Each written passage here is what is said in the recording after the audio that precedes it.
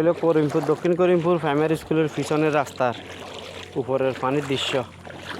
বর্তমানে পানি হাঁটু সমান। দক্ষিণ করিমপুর প্রাইমারি স্কুলের পিছনের রাস্তায়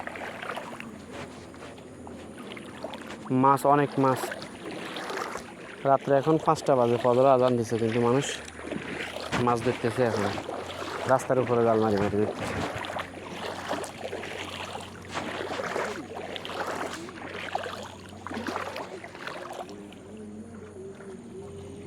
যেভাবে পানি নামতেছে মনে হয় কালকে দিনের মধ্যে